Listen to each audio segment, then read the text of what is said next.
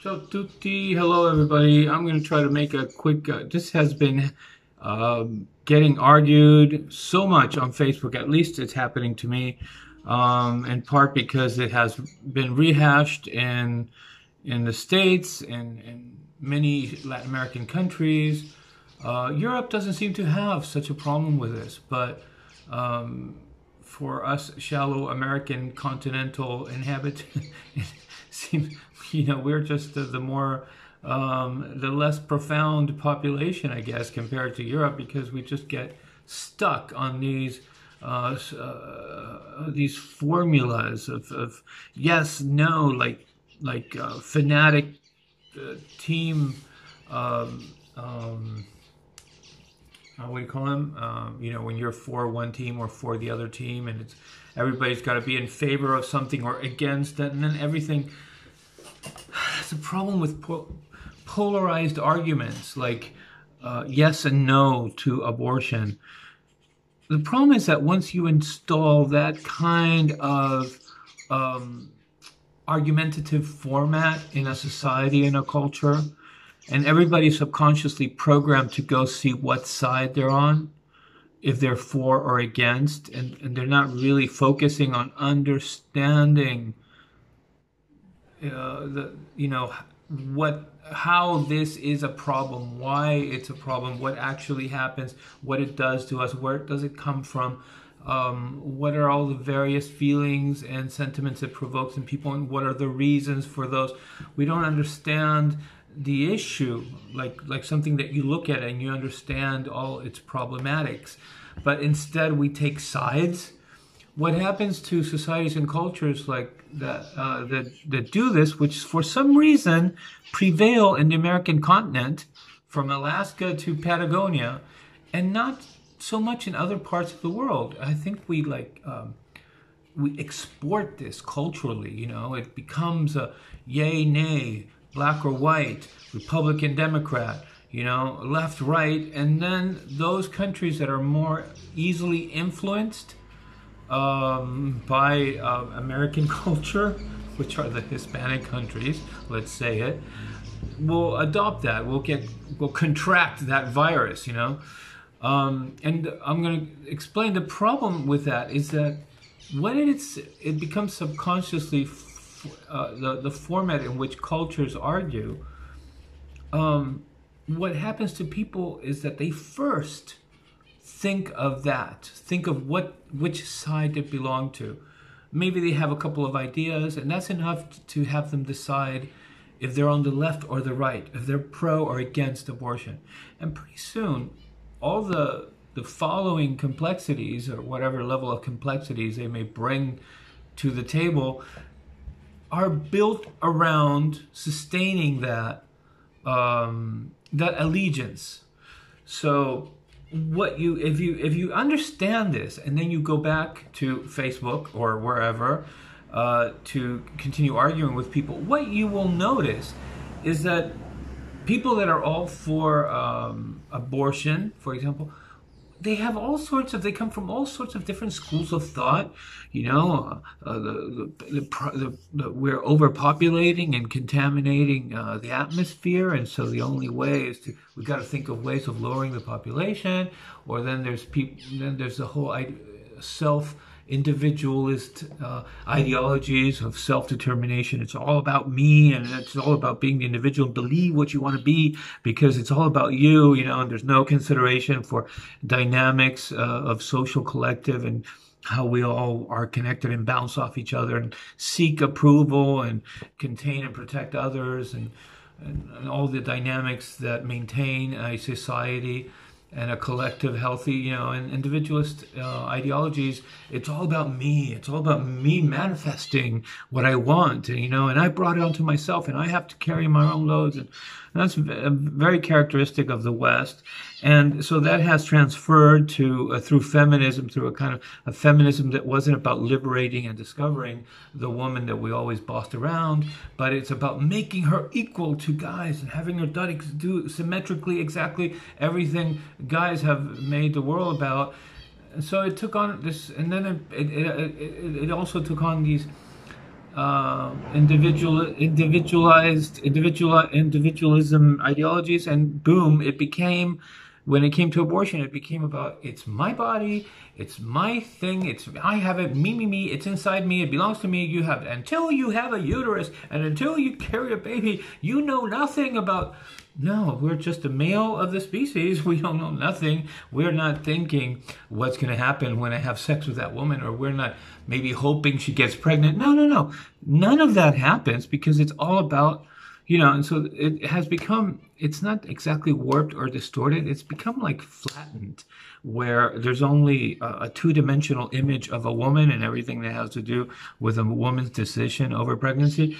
And then the organic, actual three-dimensional living situation of the complementation of a man and a woman, and what are their respective thoughts about the woman becoming pregnant and the children that they will have. All that is not part of the schemes of these types of thinking. But of course, I forgot by now. I had a very clear idea of what I wanted to talk about. Basically, I wanted to talk about abortion, try to make it quick so that people will actually see it.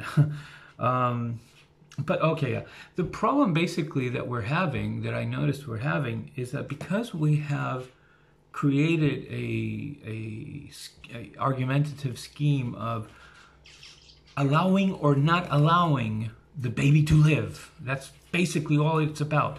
Aborting or not aborting, and then refining from that point on. Some people talk about, if you decide you want to have a family, then you let it live.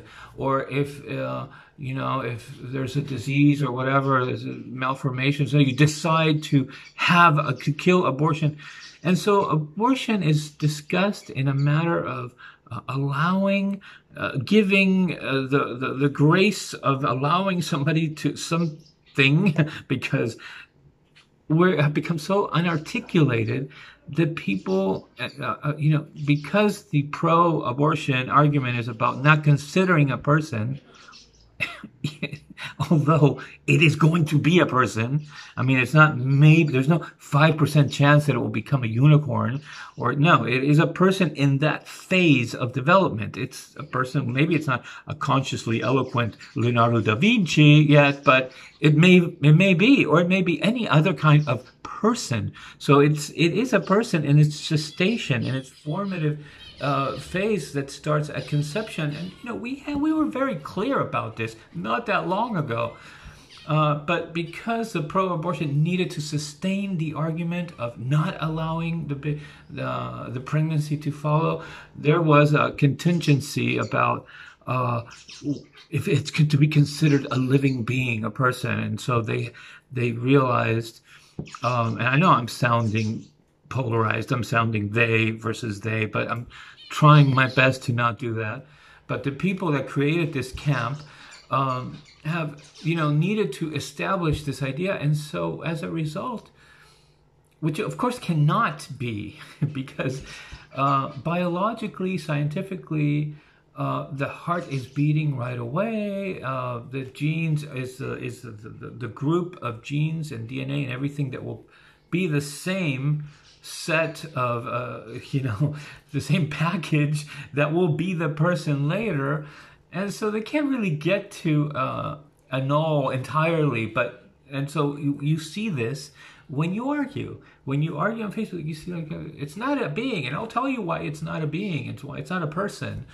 And then they kind of go around it, and you get tired of proving why it is actually a person. It's a person's initial phase.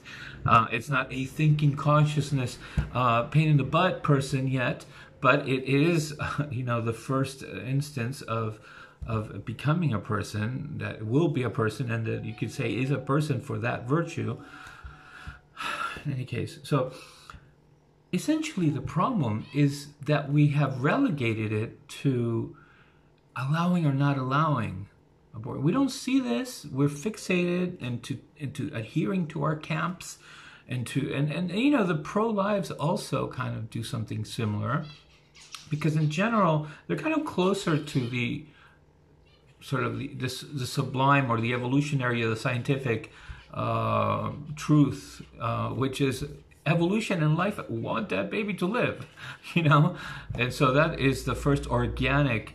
You want to call it, they don't want to call it green because now green is progressives, and progressives happen to be the ones leading for abortion. Is that so twisted or what? When in reality, when you think about green ecological sciences, it is understanding how the whole world works together and how societies work together because of evolution made us that way to survive, and blah blah blah blah, and everything is a whole, and you know, and Gaia theory and everything, and it leads you to saying both parents should care about preserving that baby, right? That's the ultimate conclusion of green, what should be progressive ecological science philosophy. But no, you know, there's been some kind of weird, we're not progressive, let's join the other side, and because it's unnatural to split thought and intellectual thinking about humanity into polarized arguments of two camps. It's unnatural, and it will cause problems just like it's causing problems in this particular subject. And so how to come out of it? Well, attempt to go to the organic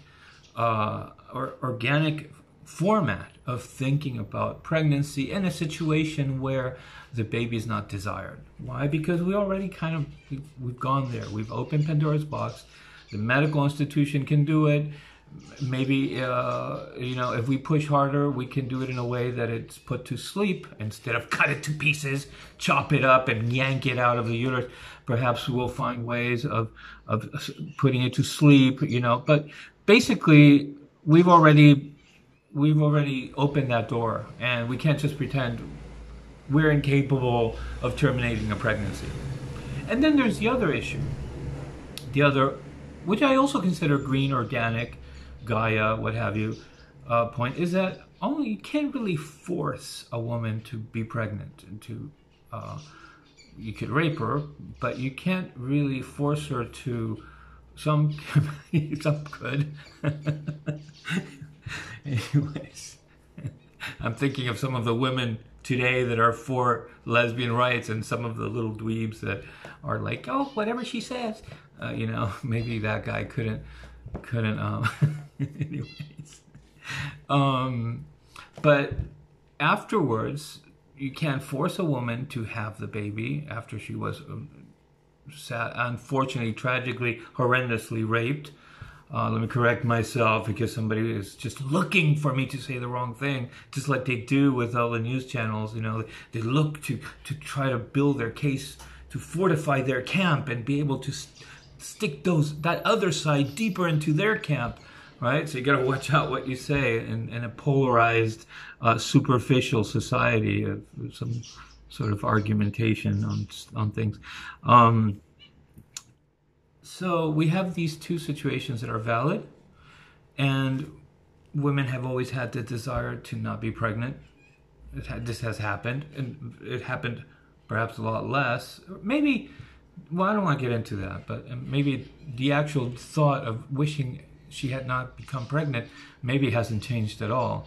What has changed is the way of thinking about it, you know, and thinking about becoming pregnant and what to do once you have the baby. And all that is been added to that innermost intimate thought that a woman might have about her pregnancy, which in the vast majority, and another great majority of it, is a realization, this is, now I see myself, this is what I can do, and my being, I see it all unfolded now, and how my body and my brain and everything is all about this capacity that I have that the man doesn't have. And for some women, it's a wonderful, great experience. I'm not going to talk about the pain. You know, some people take the pain because I've heard women say, you know, the pain is weird because you kind of wanted, not wanting it at the same time, and it must be something quite fascinating, marvelous in itself. You know, because if you think about evolution, you know, yeah, it must be a place where it's stretching itself, but it's trying at the same time to make it as rewarding as possible so that it's always good forward towards the proliferation, procreation, and at the same time, there's only some limits that evolution can work for within the hips of the bone structure of the woman. And so it must be a very unique feeling that only a woman knows. But but I would venture to say it's not exactly a pain that you regret, and you will definitely you will try to never have again. I've never heard a woman say that. In fact, there are women that have 15 babies and they want to keep having more. So what's the pain about for them then? Can they describe it? Because maybe we need them to describe it a little bit, because some people are using that as also. So yeah, I just touched on basically what I want to conclude on, which is that instead of making it about a polarized ideology, or ideologies that have become polarized, and I didn't finish saying, and the right, on the other hand, maybe also kind of struggles to support their camp by making, like I said, there are some there. The one that's kind of like completely off is the religious thing, and God knows that pro-abortion loves to hit on that one, because of course it's the weakest, the most kind of absurd one, because God, absurd for some, not absurd, and very sensible for others, whatever. But it's kind of like the weak part, just like women saying, pro-abortion saying, it's all about me alone and nobody else. There's nothing there. Don't look down here. There's nothing there. It's all about me. Look at me. Look at me. So there are, and the right, on the right, or the sort of the no abortion side, they have sensible, like, life starts in conception, like I explained just a little second ago. It's living tissue. It's not, and you hear people pro-abortion say things like, that's why I'm so motivated, because I think there's a certain sadistic side of me that when I hear something absurd, I get motivated. I can win this argument. Look at how stupid it sounds. Somebody compared it to a tumor. Yeah, well, a tumor also is living tissue. And you're like, oh God, okay, they're so lost. So to fix it, 20 minutes, I'm ending it no matter where I am. I'm going to turn this off when it hits 20. Instead of taking two camps and an ideological polarized battle, or polarized ideologies, looking at it, we have a situation where we have the choice and we have the will of that baby not being born by the women. Apparently, it's not men that really have said, let's kill the baby. We don't want any more babies. Let's make sure that abortion exists. Now men are kind of like saying, hey, I'm like, dude, I'm like hippie. I'm like all soft and wonderful, and I'm never gonna fight. Peace, peace, peace. I don't know how to build peace. I don't know how to change and redesign the world in order to have a world where there is no more war. I just don't fight. And I let my hair is long.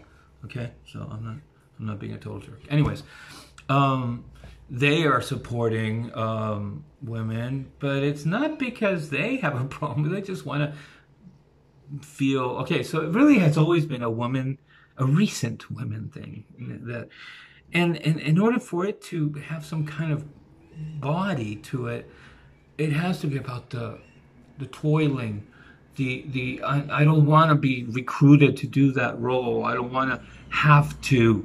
I don't want to, there are all these elements that describe why it has become such a new feminist and a woman issue. And I'm going to get to 20 minutes and I'm not going to stop. Okay. And it's very interesting, because if you look at that too, there is a lot of how fast and effective society has made us less about family and more about functioning, more about, meeting expectations, expectations of system, and things that we can do with our inventions and systems and functionality. It's less about the quality of living with one another and families or friendships. And we try to, yeah, do beautiful paintings of what it's like to live. And we travel a lot and stuff, but the quality between those relationships, that the quality of living that occurs in perhaps a little more stable situations is not so much what the world is about anymore. It's more about what I can do with all these toys, with all these inventions, with my or what is how I need to be a part of the functioning system, and how I can use the system, and or and I think maybe I'm not describing it so well, but this aspect is probably what has nurtured a little bit or fueled in women this idea that it's a job. It's a job to have it's not a wonderful thing that nature does through me, that I get to live and experience with my soul, with my skin, with my inner feelings. It's something that's only for me, that only I can really know what it's like. No, it's a job, And what has done that? We should ask ourselves, what has caused so much of that to start coming into women's minds? But that put aside, we're still heading towards a better resolution. That we have these elements, the willfulness that want to terminate the pregnancy, and the medical ability. And should we better handle this argument, rather than a fight that we have to be good at sticking to our teams and come up with better logic or better arguments for winning for our team. There has to be a better way of going about this, right? And this is reflected whether you listen to senators discuss in Congress, whether you listen to social networks. You see that this is what has grabbed our mindset. We're thinking of it in terms of allow or not allow this thing to happen. We're talking about our reproducing our life form, creating other human beings. What could be more important to any species but our intelligence towards the create? We should be focusing on how to create ever more beautiful and perfect and healthy babies, right?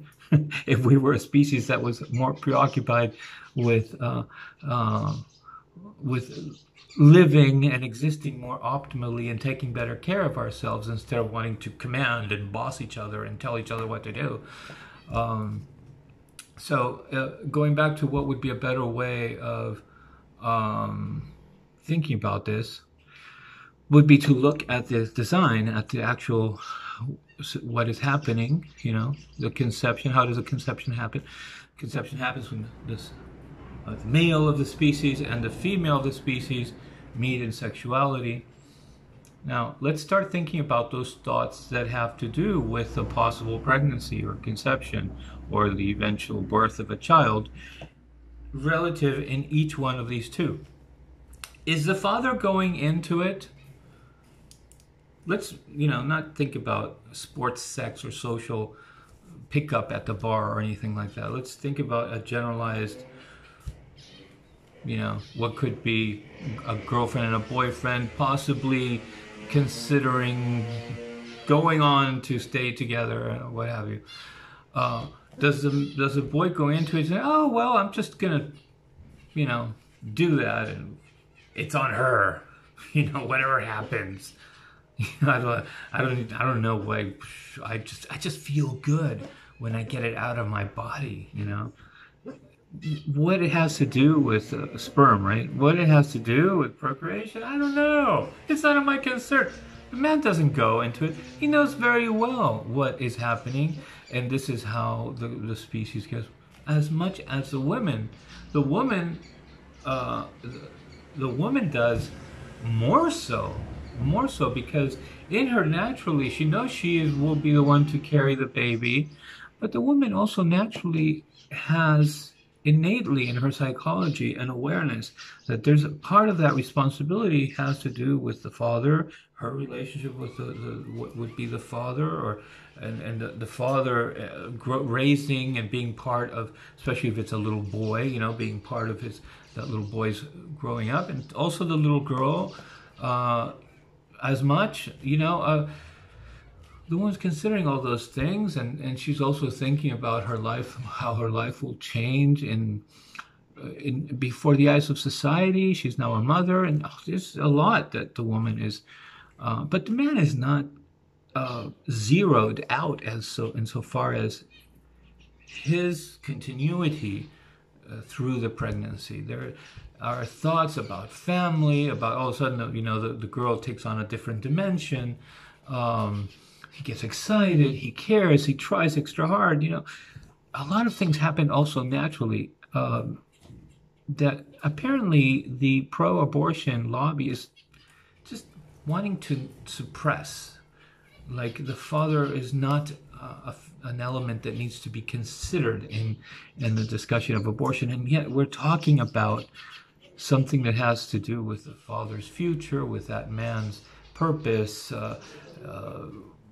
everything, his part in educating society, what he's gonna raise that boy to be for his country, for society, for the world, for himself, so that he can survive. It's all that the father's like really thinking, I'm gonna guide him, I'm gonna make sure he's got character. And how can you carry on an argument completely erasing half of the equation is beyond me. I don't understand that. But this is how the abortion argument has moved forward. It just kind of eliminates, all of a sudden, after conception occurs, this is what a few people have told me, it's done. It's done. You go home, father. It's inside her. And because evolution and nature has resolved it, that only one person can develop a baby at a time. Sorry, says evolution.